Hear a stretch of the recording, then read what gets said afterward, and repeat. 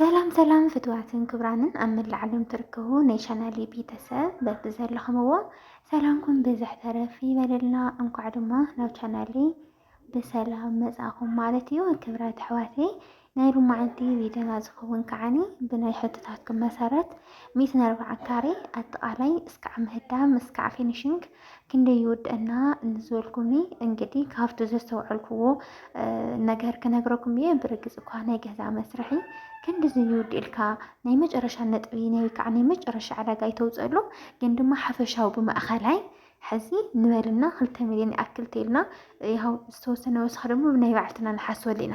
ስለዚ ንሱ ተሓሳቢ ጌርና ክንደይ ብክንደይ እንታይ የድልየና ንዝብል ክንርኢና እስካዕ ቪድዮ ፍጻመ ንኽትከታተሉ ብኣኽብሮት ይዕድም። ንቻናለይ ሓደሽቲ ዝኾንኩም ሳብስክራይብ ነባራ ዝኾንኩም ከዓ ላይክ ሸር ብምግባር ንኸተበረታትዑኒ ብትሕትና ይላዎ። ላይክ ሸር ንትገብሩለይ ከዓ ካብ ልቢ እናመስገንኩ እየ። ላይክ ሸር ንትገብሩለይ ይኣምነየለይ ዘመሕዋተይ። እሺ እምበኣርከስ 140 ካሬ ንምስራሕ ክንደይ ይኣኽለና ንዝብል ሕቶ መጀመርያ 140 ካሬ ክንደይ ክፍሊ የሰርሕ ዝብል ንጅምር ኢና። 140 ካሬ በብዝሓ ሰብ ዝሰርሖ 4 ክላስ እዩ። ሳሎን ብጣዕሚ ሰፊሕ መደቀስለ መካከለኛ ጽቡቕ ያው መደቀስ ሕዚ ቁምሳጥንና ዓራት ብቻ እያ ትሕዝ መብዛሕቱ መደቀሲ። ሳሎን ግን ብዙሕ ቤተሰብ ክእክብ ስለ ዝኽእል ሶፋ ቴሌቪዥን ተደሊኻ እውን ዓራት ተእትወሉ ስለ ትኽእል ሳሎን ክሰፍሕ ኣለዎ። ስለዚ ሳሎን ስፍሕ ዝበለ መደቀሲ መካከለኛ ክሽነ እውን ያው ዝተፈላለየ ዓይነት ኣቑሑት ከም ፍሪጅ እዚ እንታይ ይበሃል ምድጃ ወይ ከዓ ስቶቭ ላውንዳሪ ሓደ ነገር ንኽተቐምጡ መካከለኛ ተለይኩም እያ። ምስ ክችን ካብኔት ላዕላይ ሰሪሕኩም ንእሽተ ህንፁ ዘተኣክል እያ። ካብኡ ከዓኒ ራብዒቲ ሰርቪስ ቆንጅዬ ዋላኒ ሰብ ሓዳር ሓደ ቆልዓ 2 ቆልዓ ዘለዎም ወይም ደሞ ንወንድላጤ ድማ ብዝበለፀ ቆንጅዬ ሰርቪስ 3.30 ብ3.60 ዝኸውን ስፍሓት እኔትኩም ኣጠቃላይ 4 ክላስ ካብኡ ብደገ ደግሞ ማንም ሰብ ዝጥቀሞ ሽንት ቤት እኒሄኩም። ያው ብህድም እየ ዝሰርሐ ኣለኹ እዚ ብህድም እምበር ብቪላ ተኾይኑ ካሊእ መልክዕ ሕዚ ብህድም እዩ። ስለዚ ማንኛውም ሰብ በዓል ገዛ ይኹን ካብ ደገ ዝመፅእ ሰብ ይኹን ተኻራይ ይኹን ዝጥቀም ሽንት ቤት ብደገ እኒሆ ንደገ ዝርኢ። ካልኣይ ከዓኒ ናይ ሳይንስ ናይ ሳሎን መደቀስን ዝቕመጡን ሳይንስ ቤትን ከዓኒ ብቻ ግና መደቀስ ውሽጢ ከዓኒ ካልኦት ሽንት ቤት ኣላ ሰብ ገዛ ዝጥቀሙላ ወይ ከዓ ሳይንስ ቤት ዝጥቀሙላ ድማ ካልኦት ሽንት ቤት ኣላ። ስለዚ 140 ካሬ እዚኣ ተሰርሕ መረባ ድማ ብዘይ በራንዳ እስከ 26 እስካብ 28 ካሬ ዝኣክል ስፍሓት መረባ ንህቦ። እዚ ማለት ንእስ ዝበላ 2 መኪና ዓበይቲ ተኾይነን ድማ ሓንቲ መኪና ጠጠው ተብል ከምዚ ጌርካ ይስራሕ መብዛሕትኡ ገዛ ዝሪኦ ማለት እዩ። ዳርጋ ካብ 198% ብዛ ዝበልኩኹም ገይሮም እዮም ዝሰርሕዎን ብኤልሽብ እና ደቂ ዓበይቲ ወይ ሕዚ 4 ክላስ ይኸውን ተልና ክንደይ ኮለን የድልየና ክንብልና ሕዚ ብትክክለኛ ኮለን ተርእና 12 ኮለን ትሕዝያ። ሓደ ሰብ ግን 10 ኮለን ገይሩ ይሰርሖ። እተን 2 ኮለን ኣብ ማእኸል ተኣታትዩ ኢኮኖሚ ንምቁጣብ 10 ኮለን ገይሩ ይሰርሖ። ናይ 2 ኮለን ይቐንስ። እንግዲህ ሓደ ሰብ ደሞ ዋላቲ ዝወፅእ ኢኮኖሚ ሓዘፍቲ ፕላኑ 12 ዝብል ተኾይኑሲ ተን 2 ኮለን ቀኒስኩም ቅርሺ ኢኮኖሚ ንኽተተኻኸሉ እምበር ያው ኮለን ናይ ተዝሕውን ጠንካራ እምበር ምንም ችግር የምፅን። ግን ያው ገንዘብ ንምትእኽኻል እዩ 10 ኮለን ዝገብርዎ ኣለዎ እዮም። ስለዚ በቲ 12 ኮለን እሞ ንኸይድ ን12 ኮለን ሕዚ ክንደይ ብረት የድልየና እንተኢልና ብጂ ፕላስ 2 ንጂ ፕላስ 2 ዝሰርሕ ኣብዚ ዓዲ ኣብ ዓድዋ እንተኾይኑ ጠንካራ መሬት እዩ። በዓል 14 ብረት ብ6 ፍረ እዮም ዝጥቀሙ። ቢም እውን 14 ብ6 ፍረት። እዚ ብጣዕሚ ጠንካራና ቆንጆ ቦታ ስለ ዝኾነ ምናልባት ኣብ ዋላኹ ዋልካ ነገር ተኾይኑ 16 ወይ ከዓኒ በዓል 16 ጥቀሙ ትኽእሉ ወይ ከዓኒ በዓል 14 ኮይኑ 8 ሓባ ጥቀሙ ትኽእሉ። ካብኡ ሓሊፉ ብቻ ብናይ ዓድዋ ጠንካራ መሬት እየ ክሰርሐልኩም። ስለዚ ን12 ኮለን 24 ብረት ይውድአና እዩ ተኢልና እንታይ ይቐሪና ኣሎ ናይ ታሕታይ ቢም ማለት እዩ። ናይ ታሕታይ ቢም እውን ተመሳሳሊ ካብ 35 እስካብ 40 ይውድአና። ድምሩ እስኻትኩም ደምርዎ ኣነ ሓንቲ ብሓንቲ ነግረኩም እየ። ካብኡ ኮለንና ቢም ተውፂና እንታይ ይቐሪና ኣሎ ሾርት ጫማና ሾርት ጫማ ሾርት ጫማ ማለት እንታይ እዩ? ጫማ ማለት ኣብ ታሕቲ ትሕቲ መሬት ንጎኒ ሓደ ንኦሞት ሓደ ጌርካ ልክዕ ከም እንታይ ይኽለኩም ንጎኒ ሓደ ብቻ ናይ ሓደ ካሬ ሓደ ሜትሮ ብቲ ሓደ ሜትሮ ብቲ ናይ ሓደ ካሬ ዝኣክል መሬት ፍሒሮም ብረት ፀፍፂፎም ኣብ ልዕሊኡ ሾርት ጫማ ዝበሃል ይሰርሕሉ ማለት እዩ። ካብኡ ንሳ እስካብ ላዕላ ማለት እዩ 2 ፈርቓን ብረት እያ ትውድእ። ስለዚ 2.50 ክራባሕ ብ12 ኮለን ክተባዝሕዎ ትኽእሉ ኢኹም ማለት እዩ።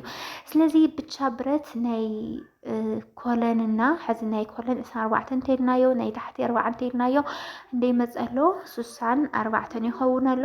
ናይ ታሕታይ ደሞ 64 ክድመር ያው ሓደ ፈርቓን ናይታ ታሕቲ ናይ ላዕላ ደሞ ሓንቲ 2 ፈርቓን ማለት እዩ። 2 ፈርቓን ክራባሕ ብ12 እንደይ መፀሎ ከባቢ 30 ይመፀሎ ደምርዎ ኣነ ካልኣይ ስልኪ የብለይን። ስለዚ ናብ 100 ከባቢ ይመፀሎ ማለት እዩ። ያው ናብ 105 ናብ 110 ኣከባቢ ክውደአኩም እዩ። 105 110 ዝገበርክዎ ናይ ደረጃ ንላዕሊ ዝወፅእ 6 ፍረ የድልየኩም እዩ ደረጃ መውፅእ ማለት እዩ። በዓል 12 ፍረ ብረትና ደሞ ንጎኒ ተገዳም በዓል 8።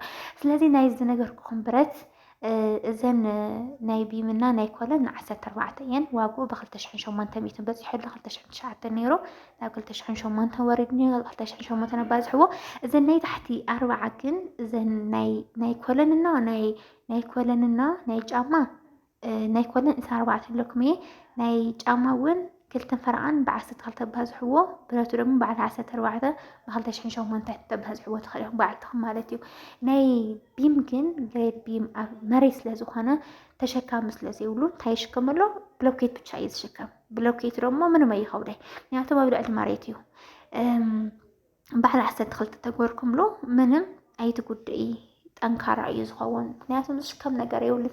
ኣብ ልዕሊ መሬት እዩ እኒሆ ዝተንጠልጠለ ይኾነን። ኣብ ላዕላይ ዘሎ ቢም ተንጠልጣሊ ስለ ዝኾነ ረጊድ ብረት የድልዮ እዩ። ብጣዕሚ ጥንቃቐ የድልዮ 14 ኢኹም ጥቀሙ። ናይ ታሕታይ ግን 12 ወላ 10 ተገበርኩም ምንም ኣይጎድአኩምን ተሸካሚ ስለ ዘይብሉ ማለት እዩ። ነቲ ኣብ ልዕሊ መንደቕ እዩ ዝቕመጥ ንሱ ከዓኒ ኣብቲ ልዕሊ ኮለን ድማ ብሎኬት እዩ ዝሽከም እና ብኸምዚ ገይሮም ዝሰርሕዎ ናይ ዝወይ በዓል ገዛ ኮፍ ኢልካ ብሓንቲ ስልክዋ ብዙሕ ወጪ የድልየካ ናብ ስደት ኮንካ ዘይስራሕለይ ዝረስሐልኝ ትብልካ ግን በቃ እቲ ገንዘብ ይወዳእ ብዘይግድስ እቲ ዘለ ገንዘብ የንፍቕ ኢሎም ይሰርሑ።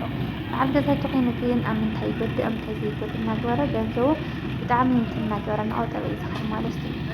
ስለዚ ክብራት ኣሕዋተይ እዚአን ዝኣክል ካብ ነገርኩኩም ካብኡ ንማሻታ እስካብ ሾርት ኮለን ጫማ ህፃ ፀፀር ስሚንቶ እንደየኣኽላፈልኩም እስካብ ሾርት ጫማ ኣውፂኢኹም ኮረዳዶ ምግባር ብምልእ ካብ 40 ካሬ ማሻታ ምግባር እስካብ 130 እንታይ ስሚንቶ ባይዘ ብጣዕሚ ዝጎደካ 2 ቢያጆ ህፃ ሕዚ ህፃ በፂሑ እኒኦ ሰማይ እዩ በፂሑ 53,000 ማለት እዩ። 2 ቢያጆ ህፃ ዝበለ ከባቢ 106 ንውድአኩም ኣሎ። ፀፀር 2 ቢያጆ ፀፀር 02 መህደሚ ከዓ ናይ ኮንክሪት መምልእ ማለት እዩ። ንሱ እውን ብ55 ከባቢ 110 ህፃና ፀፀር ዝበለ 216 በፂሕና ነና። እምኒ እስካብ መሰረት እስካብ ማሻታ እስካብ ሴፍ ታንከር መንደቕ ሽንት ቤት ማለት እዩ 10 ቢያጆ ብ25,000 እንደይ መፀሎ 10 ቢያጆ እንኳን ብ25,000 ካብ 200 ገረን መፀሎ ናይዚ ብዘይ ብረት ብዘይ ስሚንቶ ብዘይ ሰራሕተኛ እንኳን ናብ 500,000 ከባቢ ይኸድ ኣሎ።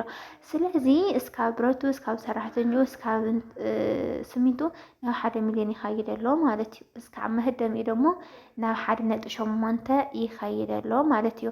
ሳሎን መደቀሲ ክሽነ ብቻ ንምህዳም እንኳን ብ600 ተገሚታ ምስ ናይ ሰራሕተኛ ምስ ህፃ ምስ ፀፀር ምስ ስሚንቶ ገለ ብምልእታት ህድሙ ደግሞ ያው እስካብ 1.8 ትውደአኩም እያ ብዘይ ኣብ ላዕሊ ኮለን ጠጠው ምባል ማለት እዩ።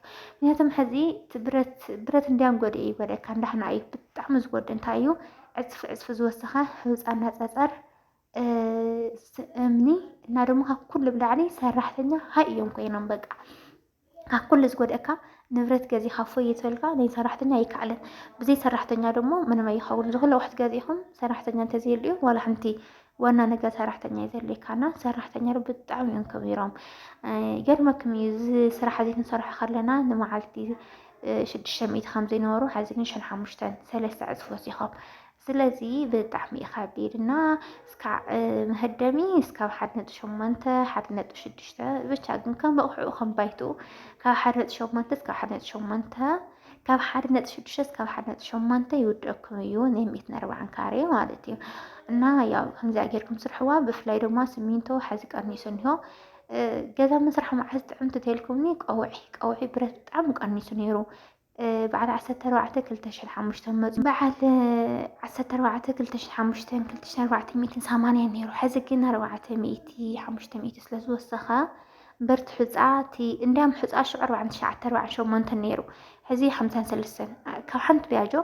أيكون عنده 4 5 حموس مالت إذا حنت الشحبالة وخمزي واقع للتايا ناي معلتها وسرحتنا ناي سوالي ناي كورسوري شفنا لكم يخل ترانسبورك شفنا لكم يخل لومي أفتقراي كين كجزء وتوزت خنكا 100 قرش واقع للتايا تاي 100 قرش ولا حنت تقرشسي واقع للتايا نرجع بيت ويا وقوعي حدارنا وتقمتي بتعم قناش هلا او حزي كل خبير ايو ندعيت اي خويني فلطي برت حزيز كابي كاتد حنا يزخون يرو بتعم وسيخو سميتو ونس كان مقابيت كابي كاتد حنا يخون يرو وسيخو جن حز سميتو ياو نرشحن 350 شن 4 وردنها كذي هم امات ايك عكزي حمد قامي حزي كاب حز انتحار كوس خنبر اي انسن كان مقابيت قال مالتيو እና ያው ከምዚ መስል ደቂ ዓበይቲ ወይ ማሕሪ ብዛ ቪድዮ እዚኣ ጌር ዘለትኩም ነገር ተልዩ ዘይተረዳእኩም ነገር ተልዩ ኣብ ኮሜንት ተጻሓፉለይ ብፍላይ ደቂ ኣንስትዮ ኣሕዋተይ በእውነት ገዛና ዝሰርሕ ኢና ልክን ኣብ ስደት ኮፈይ ትበላ